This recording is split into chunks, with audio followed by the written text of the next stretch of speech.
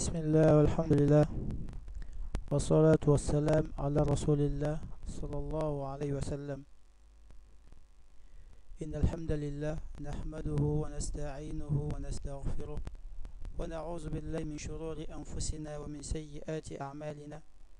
من يهد الله فلا مضل له ومن يضلل فلا هادي له، وأشهد أن لا إله إلا الله وحده لا شريك له، وأشهد أن محمدا عبده ورسوله صلى الله عليه وسلم. يا أيها الذين آمنوا اتقوا الله حق تقاته ولا تموتن إلا وأنتم مسلمون.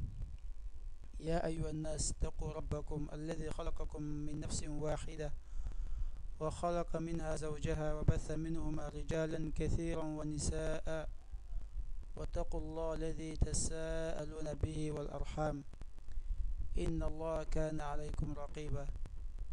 يا أيها الذين آمنوا اتقوا الله وقولوا قولا سديدا يصلح لكم أعمالكم ويغفر لكم ذنوبكم، ومن يطع الله ورسوله فقد فاز فوزا عظيما. أما بعد، فإن أصدق الحديث كتاب الله، وخير هدي محمد صلى الله عليه وسلم، وشر الأمور محدثاتها، وكل محدثة بدعة، وكل بدعة ضلالة، وكل ضلالة في النار. أما بعد, Alhamdulillah, toute la louange revient à Allah subhanahu wa ta'ala, le digne des louanges. Nous le glorifions, nous cherchons protection auprès d'Allah contre les méfaits de nos actions et la mauvaise insufflation de nos âmes. Celui qu'Allah guide par sa miséricorde, nul ne peut l'égarer. Celui qu'il égare par sa justice, nul ne peut le guider. Et nous attestons qu'il n'y a des dieux, il n'y a des divinités qui méritent l'adoration, excepté Allah subhanahu wa ta'ala. À part Allah subhanahu wa ta'ala, le digne de louange, le digne qu'on l'adore, le digne qu'on lui voue nos adorations et nos supplications.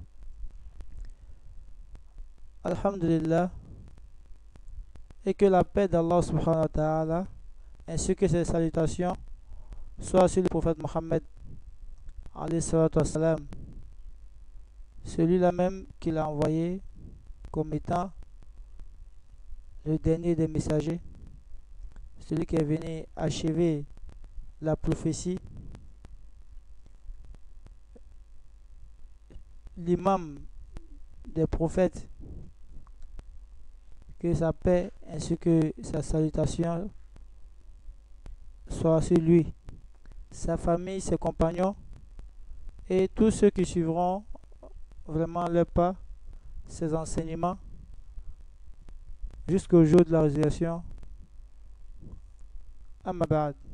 Ceci étant, bienvenue à tous, chers frères et sœurs à la foi. Le prophète alayhi salatu wassalam nous annonce une bonne nouvelle à travers un de ses hadiths, ses paroles. Il dit: il n'y a pas de groupe de personnes qui se réunissent dans l'une des maisons d'Allah subhanahu wa ta'ala, qui lisent le livre d'Allah subhanahu wa ta'ala et qui se l'enseignent mutuellement, excepté qu'Allah subhanahu wa ta'ala envoie des anges pour venir les assister. Et Allah subhanahu wa ta'ala, depuis les cieux, il fait l'éloge de ces personnes-là et il prend l'engagement vis-à-vis des anges qu'il pardonne ces personnes qui assistent à ces assises. Aussi, concernant les assises des sciences, le prophète sallallahu a appelé les assises où se font le rappel d'Allah subhanahu wa ta'ala, où on parle de la religion, on apprend les sciences religieuses, que ce genre d'assises-là, ce sont des jardins du paradis sur terre. On demande à Allah subhanahu wa ta'ala qu'il fasse que nos assises soient, ce genre d'assises soient considérées auprès d'Allah subhanahu wa ta'ala comme telles. et que on voit après ces assises-là nos péchés et nos manques être pardonnés par Allah subhanahu wa ta'ala, et qui ne prive pas du but de ces assises qui est vraiment de se rapprocher de lui et d'apprendre notre religion et de mettre en application ce qu'on apprend. Sur ce, alhamdulillah, nous voilà de retour après une longue absence. Introduction due vraiment au fait que c'était le mois béni de Ramadan. Et comme vous le savez, le mois de Ramadan a ses programmes et vraiment ses activités particulières. Donc on a dû suspendre le cours afin de pouvoir profiter au maximum de ce mois-là.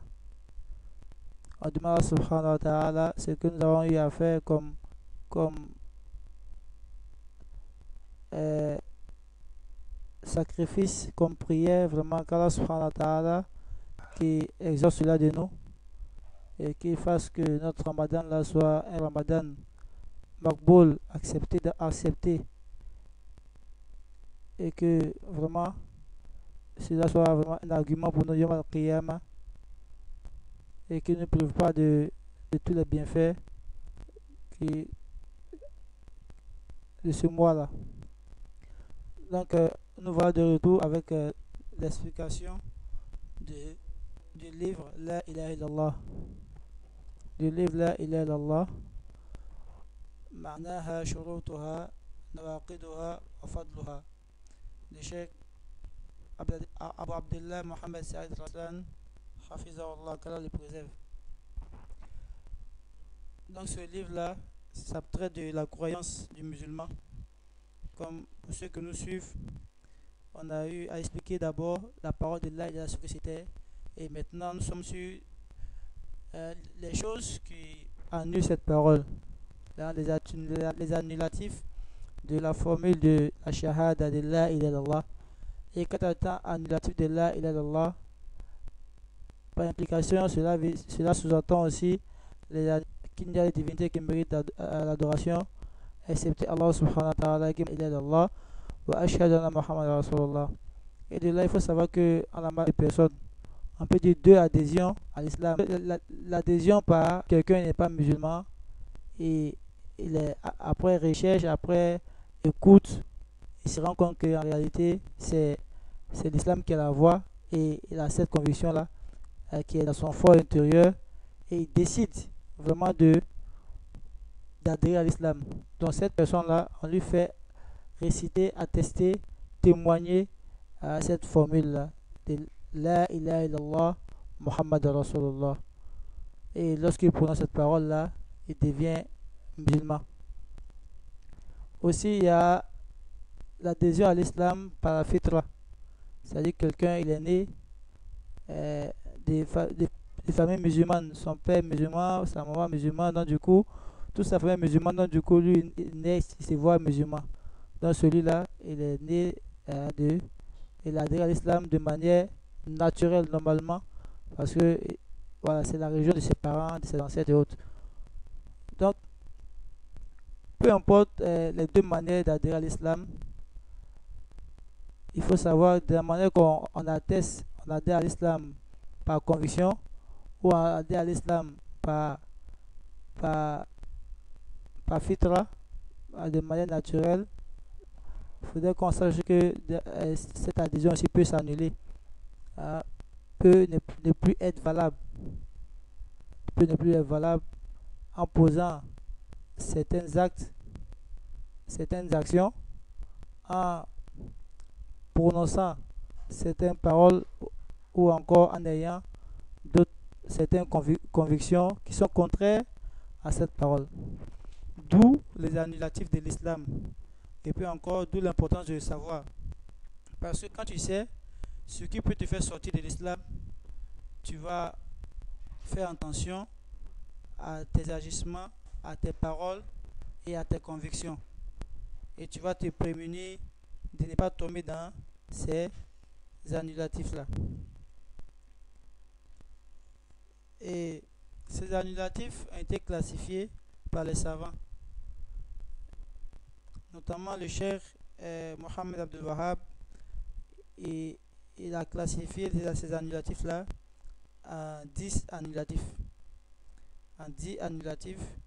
Et il y en a d'autres annulatifs qui se trouvent dans d'autres livres, mais nous allons nous baser sur les 10 là qui sont vraiment connus et répandus.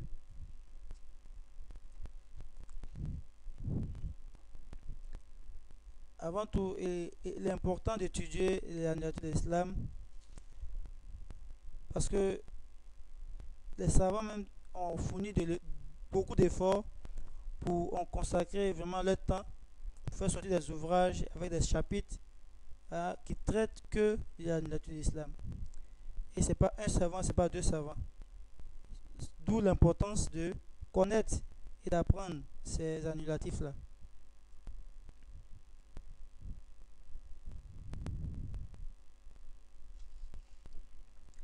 Et la personne qui pose une action ou une parole qui, qui s'oppose à cette kalima de la ilaha illallah, elle est considérée comme une personne qui a apostasié, c'est-à-dire qui a rejeté la foi islamique, qui a quitté l'islam. On a eu à dire dans le cours précédent que l'apostasie, c'est le fait de retourner sur ses pas, de retourner à la mécréance après avoir été musulman. Et on a parlé aussi des différents cas. Si l'apostat est seul, on, on le ramène à l'ordre. Si c'est un groupe, on le combat, comme Abu Bakr a combattu les apostats de son. Donc le professeur Sallallahu dit dans un hadith, il dit le sang du musulman n'est licite que dans. Il dit le sang du musulman est sacré, excepté dans trois cas.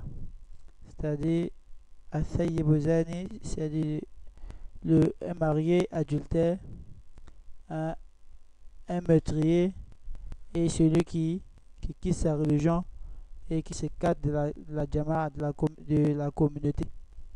Celui qui quitte sa religion et qui quitte de la communauté. Donc, si est seul qu'on le conseille, il ne revient pas, alors la sacralité de son sang est élevée. La sacralité de son sang est élevée. Et cela est élevé pourquoi? Pour préserver la religion. Parce que il y a 5 choses que la religion préserve. Et parmi ces 5 choses-là, on a le din, on a la religion. Et celui-là, il n'est pas comme le mécréant d'origine. Parce que lui, il a cru. Et il a cru à l'islam. Il a su que l'islam est la vérité. Et pour une quelconque conviction, il a décidé de quitter, de délaisser la religion. Or, pour préserver le din, ce dernier-là, on doit faire tout pour qu'il puisse rester. Car si on permet cela, on rentre et on sort comme on veut, la religion devient comme quelque chose d'amusement. Or, cela n'est pas permis. Qu'Allah donne la bonne compréhension. Donc, Nawaqid dans l'islam. Donc, aujourd'hui, nous allons voir le premier annulatif qui est Ashirku billah. Le cheikh dit An-Naqidu al-Awwal. Ashirku billahi ta'ala. Et il dit Al-Muradu bihi Ashirku al-Akbar. Al-Mukhriju min al-Millati wal-Iyazu billah. وذلك أن يجعل بينه وبين الله وسائط يدعوهم ويسألهم الشفاعة أو يتوكل عليهم أو يستغيث بهم أو ينذر لهم أو يذبح بأسمائهم أو يعتقد جلب نفع أو دفع ضر ممن هو دون الله فمن أتى بذلك فقد كفر قال سبحانه إن الله لا يغفر أن يشرك به ويغفر ما دون ذلك لمن يشاء. Donc le cheikh dit le premier annulatif c'est donner un partenaire à Allah subhanahu wa ta'ala. Il dit ce qui est voulu par donner un partenaire à Allah subhanahu wa ta'ala, associé à Allah subhanahu wa ta'ala, et il dit il s'agit du shirk akbar. du Shirk Akbar, l'association majeure. Et là, il faut souligner qu'il y a deux types d'associations. On a l'association majeure et l'association mineure, Ashirk Akbar ou Ashirk Asghar. La différence entre ces deux-là, c'est que la grande association, l'association majeure, fait sortir son auteur de l'islam. Fait sortir son auteur de l'islam, c'est-à-dire la personne n'est plus musulmane. La personne n'est plus musulmane.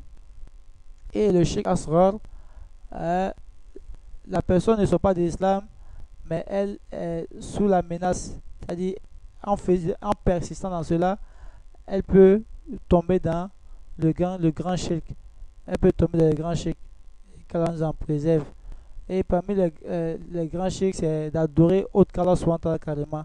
Ou adorer autre en plus d'Allah subhanahu wa ta'ala. Ça fait sortir la personne de l'islam. Et parmi les shirks mineurs, on a le fait de l'ostentation. Le fait d'adorer Allah subhanahu wa ta'ala pour qu'on me dise que euh, celui-là il adore Allah subhanahu wa ta'ala. Ça c'est de l'ostentation. Et le prophète a dit que, il a dit aux compagnons que ce qui craint pour sa communauté, c'est le shirk asghar. Et ils ont demandé qu'est-ce que était le shirk asghar. Il a dit c'est Ariya, c'est-à-dire l'ostentation. Car nous en préserve. Donc il dit ce shirk akbar là, al shirk akbar, al-mukhrij min al-millah, est celui.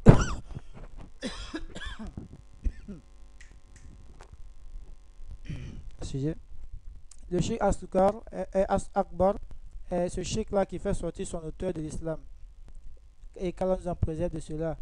Il dit c'est le fait de donner à yaj'al bayna wa bayna Allah, c'est le fait de mettre entre lui et Allah subhanahu wa ta'ala des intermédiaires. Des intermédiaires. Yad'uhum, ces intermédiaires là qu'il invoque.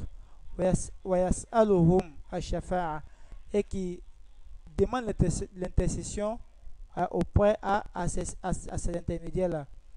Ou yatawakkalu alayhim, ou il se confie à ces intermédiaires en dehors d'Allah subhanahu wa ta'ala.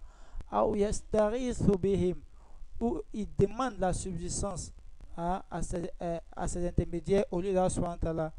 Ou yanziru lahum, il fait des vœux à ces intermédiaires là en dehors d'Allah subhanahu wa ta'ala. Ou yadbahu bi asma'ihim, ou il est molle au nom de ces intermédiaires-là, pas au nom d'Allah subhanahu wa ta'ala. Ou ya'taqidu jalba naf'i, ou il pense que ces intermédiaires-là peuvent lui apporter un quelconque bienfait en dehors d'Allah subhanahu wa ta'ala. Ou daf'i, ou daf'a durri mimman huwa dun Allah, ou qui peut repousser un mal en dehors d'Allah subhanahu wa ta'ala.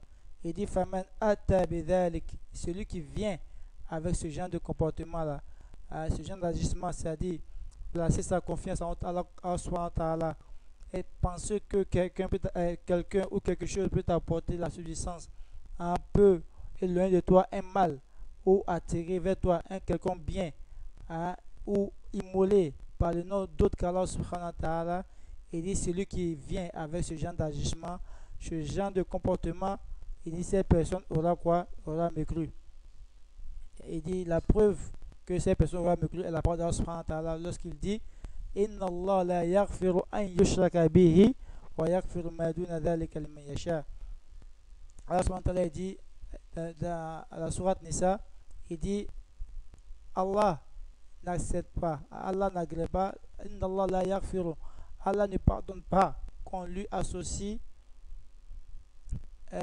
quelque chose, qu'on lui associe quelque chose, et il pardonne ce qui est en dehors de l'association, les Yasha, à qui il veut parmi ses serviteurs. Qu'Allah nous accorde la bonne compréhension et que nous facilite la mise en pratique.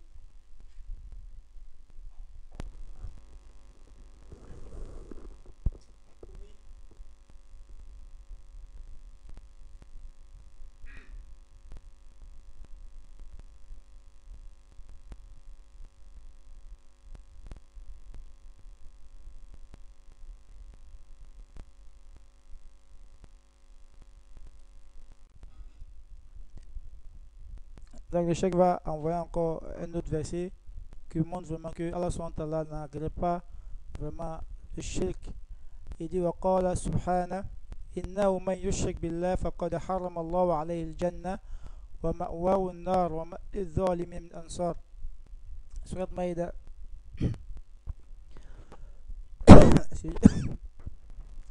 Excusez. Allah subhanahu wa ta'ala dit encore Allah, inna Allah, innahu man yushrik billah, celui qui a associé Allah subhanahu wa ta'ala, Allah subhanahu wa ta'ala lui interdit lui interdit le paradis. Wa man yushrik billah faqad harrama Allah alayhi al-jannah. Allah subhanahu wa ta'ala lui interdit le paradis. Wa ma'wahu an-nar, et sa destination serait l'enfer. Wa ma lidh-dhalimin min ansar, et pour les injustes, point de secoureur. Donc à travers ces deux versets, on voit que Allah subhanahu wa ta'ala, il pardonne les péchés à ses serviteurs.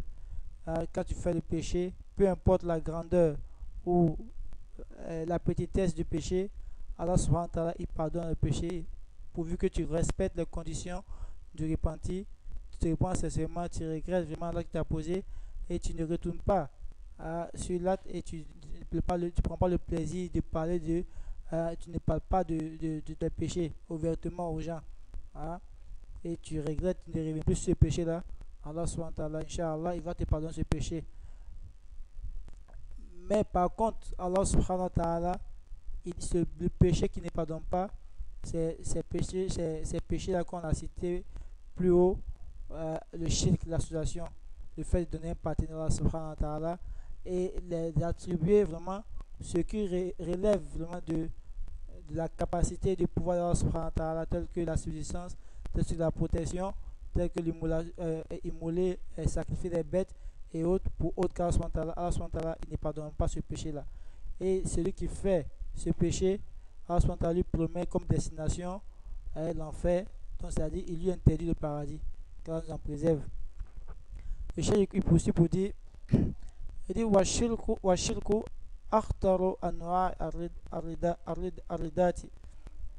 Il dit ashirku akhtaru anwa'i arridati wa huwa an yu'bada ghayru Allah bi ayyi naw'in min anwa'i l'ibada. Il dit le shirk est la plus grave des formes d'apostasie et c'est le fait qu'on adore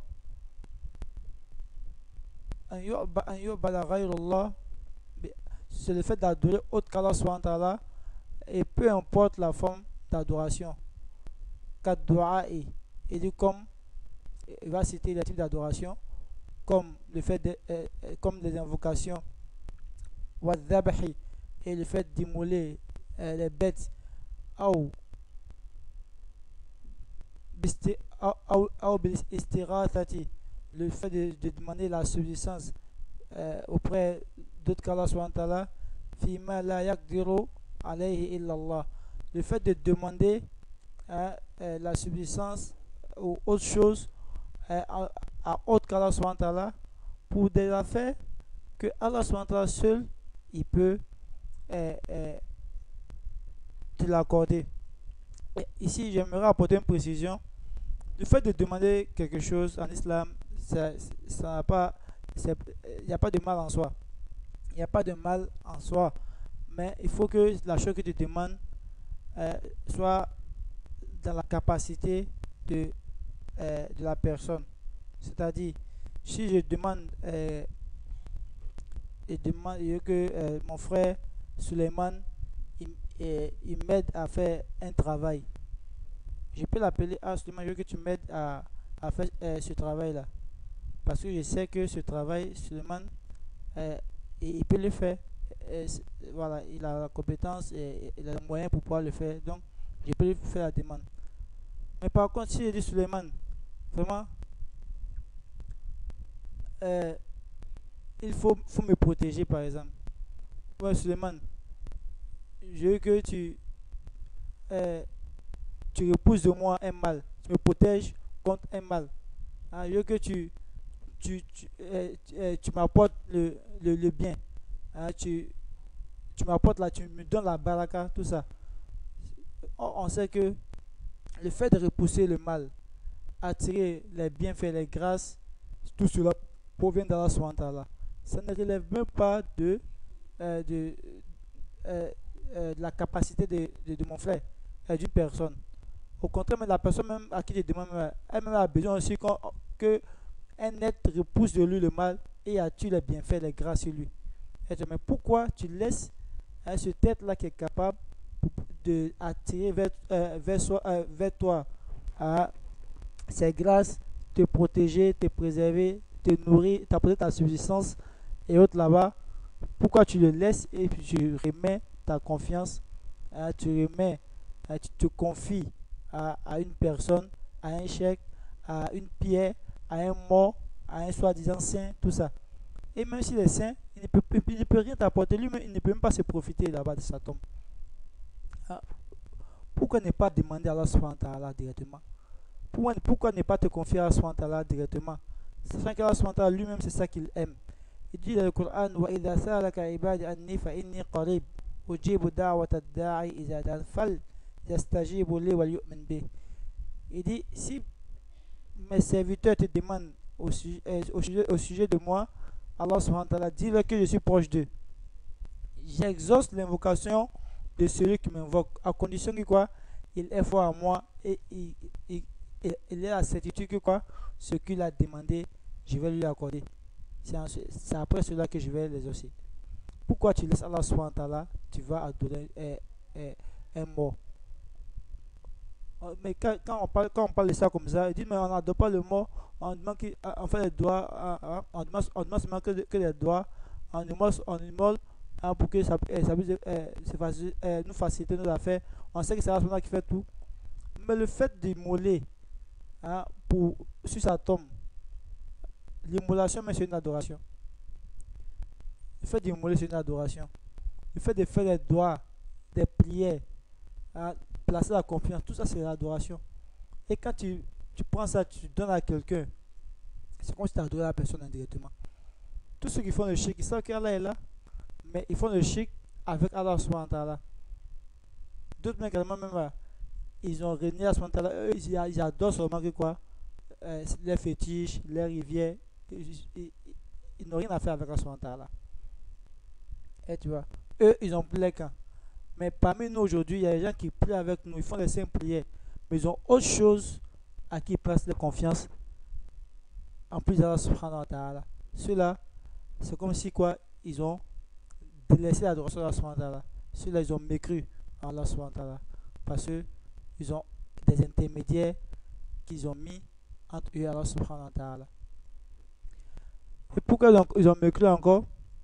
Les koufars de la Mecque, quand le prophète est venu vers eux, mais ils croyaient à l'existence d'Allah subhanahu wa ta'ala. Ils savaient qu'Allah subhanahu wa ta'ala était là, mais ça ne les a pas empêchés d'adorer les fétiches. Et quand le prophète les demandait d'adorer Allah subhanahu wa ta'ala, qu'est-ce qu'il disait? Il dit que ces fétiches-là, nous on ne les adore pas parce qu'ils sont là. Il dit, mais on les adore pour qu'ils nous rapprochent davantage d'Allah subhanahu wa ta'ala. Deuxièmement, quoi? Ces idoles-là, eux, Allah subhanahu wa ta'ala. Idoles de la subsistance, les autres idoles de la pluie. S'ils ont besoin de la pluie, ils vont invoquer l'idole qui donne la pluie. Et tu vois, s'ils ont besoin d'enfants, ils vont invoquer l'idole qui donne comme ça la progéniture. S'ils ont besoin de temps, chaque idole a son travail. Donc ceux-là, Allah subhanahu wa ta'ala envoie les prophètes vers eux. Pourquoi? Parce que quoi? Ils étaient dans l'égarement. Et sachez que lorsqu'Allah subhanahu wa ta'ala envoie un prophète à un peuple, c'est que ce peuple-là a besoin de réformes, a besoin de revenir à l'adoration authentique d'Allah subhanahu wa ta'ala. Et tu vois. Donc, il ne faudrait pas qu'on nous dise aujourd'hui que j'ai fait ça, mais c'est qu'Allah subhanahu wa ta'ala est là. Eux, s'ils faisaient ça, ils savaient qu'Allah subhanahu wa ta'ala était là. Et puis eux, ils avaient plus confiance à Allah subhanahu wa ta'ala que toi-même. Ils avaient plus confiance à Allah subhanahu wa ta'ala que les personnes de notre temps actuel là. Ils ont plus confiance en eux. Quand eux, ils montaient sur les bateaux et qu'ils avaient des soucis, ils avaient des problèmes, ils étaient dans les trucs, ils invoquaient Allah subhanahu wa ta'ala seul. C'est quand ils venaient sur la terre ferme que quoi, ils donnaient des intermédiaires à Allah subhanahu wa ta'ala. Mais aujourd'hui, les personnes qui font ce genre de pratique-là, eux-mêmes, même dans la difficulté, ils sont encore sur les shirk, sur ils sont toujours avec leur intermédiaire. Il y a d'autres, même qu'elles oublient les glis ou les bagues et autres là-bas, ils ne sortent pas de la maison. Il va se retourner venir chercher quoi, ces choses-là.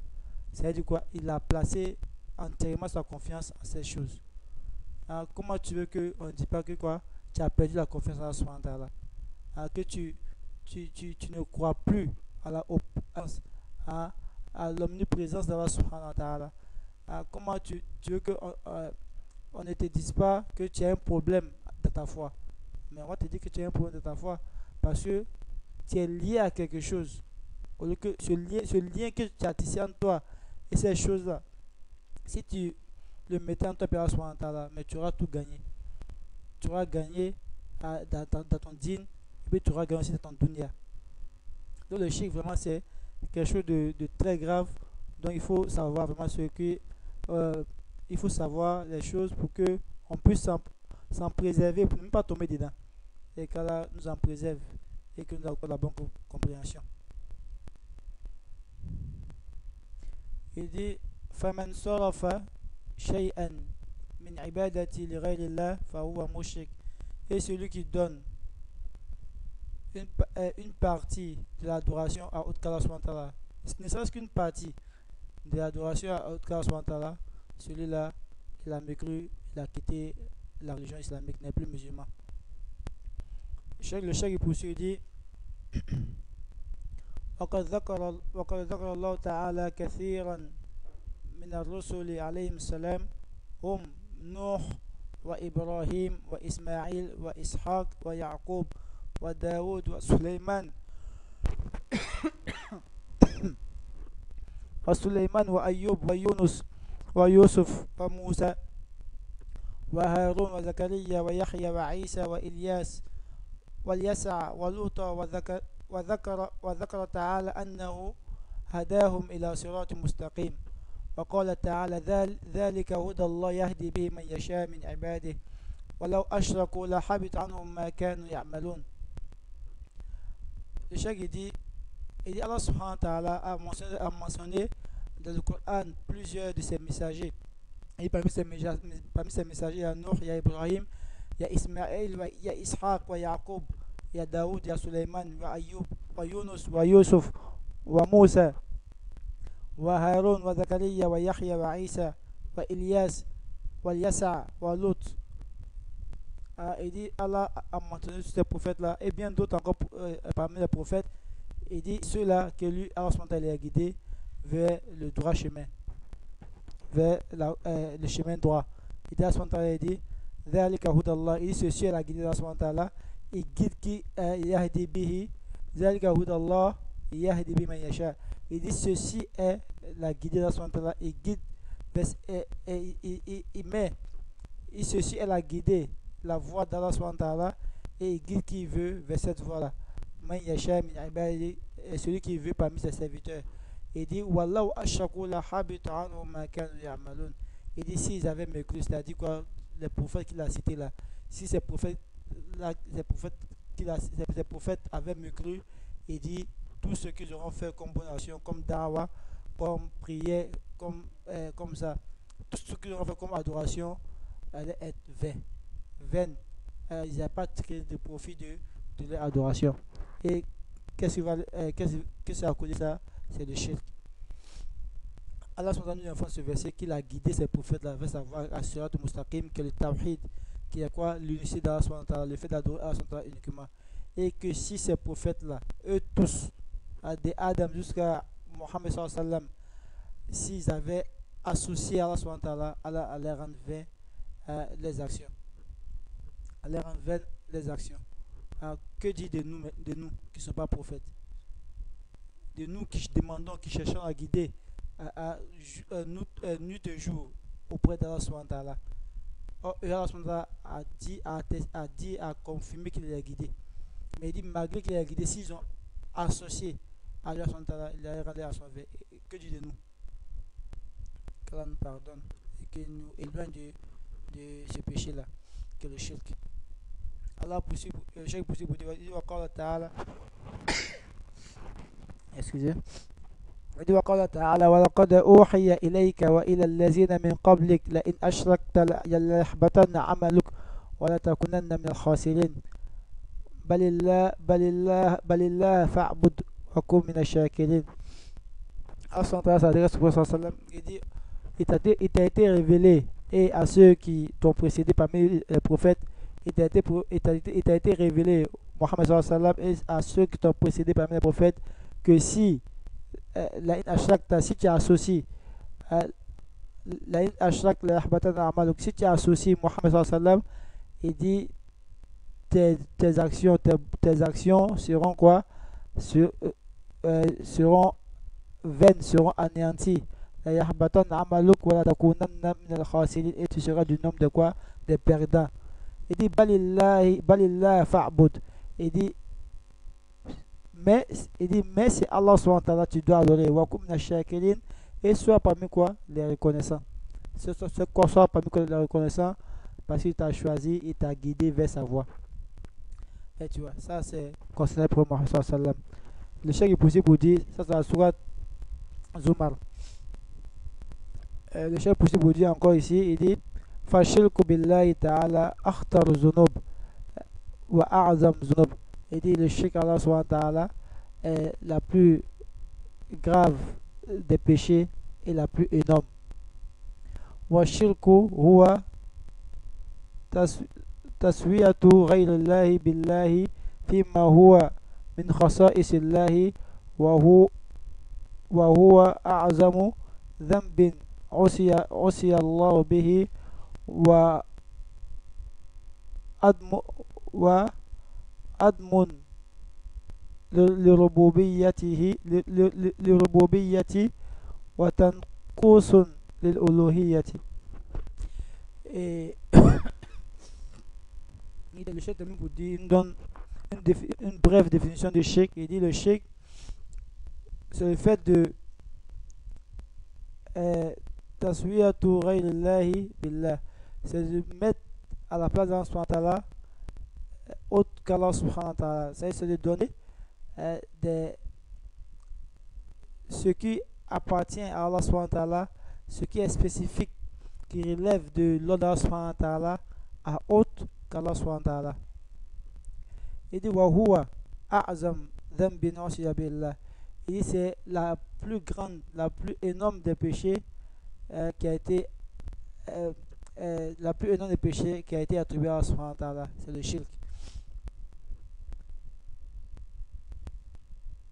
Wa azmun li rububiyyati wa tanqusun li uluhiyyati. Et dans le sens, c'est-à-dire ce péché-là, il affecte la seigneurie d'Allah subhanahu wa ta'ala, et tanqusun li uluhiyya, et c'est une diminution dans l'adoration d'Allah subhanahu wa ta'ala, et c'est un manquement de l'adoration d'Allah subhanahu wa ta'ala. C'est-à-dire celui qui est associé à Allah subhanahu wa ta'ala, d'abord c'est comme s'il hérétique quelque chose de la seigneurie d'Allah subhanahu wa ta'ala. Allah dit huwa al-khaliq wal-bariq wal-ba'i wal-raziq al-hafiz al-aziz al-qawi al-qadi al-a'lam al-'allam al-ghuyub, tout ça. Et quand toi tu viens, tu penses que quelqu'un peut t'accorder la subsistance, quelqu'un a la capacité de connaître le futur, c'est comme si tu attribuais une part de la seigneurie d'Allah subhanahu wa ta'ala à une créature. Et c'est une injustice que tu fais à Allah subhanahu wa ta'ala. Parce que cette personne, cette chose-là, est une créature, tout comme toi, tu es une créature. Ce pouvoir que tu lui accordes, c'est toi-même tu as bien voulu lui accorder. Sinon, il ne peut pas se profiter lui-même. Il ne peut pas se faire du tort. Et il ne peut pas te faire du tort. Mais c'est toi, tu penses que quoi? Il a cette place, il a ce degré. Il a ce degré là. Donc, c'est comme tu diminues la seigneurie d'Allah subhanahu wa ta'ala au profit d'une créature. Subhanallah. Et aussi, l'adoration que tu dois vouer à Allah subhanahu wa ta'ala, tu partages cette adoration-là avec un créature d'Allah subhanahu wa ta'ala. Quelle ingratitude! Allah subhanahu wa ta'ala nous a créés alors qu'on n'existait même pas. Il nous a créé de la plus belle forme. Il nous a honorés avec la religion. Il a envoyé vers nous les prophètes pour nous guider vers son adoration.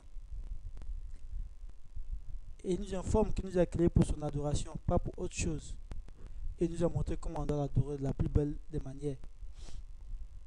Et ces prophètes sont venus nous enseigner comment l'adorer. Et nous,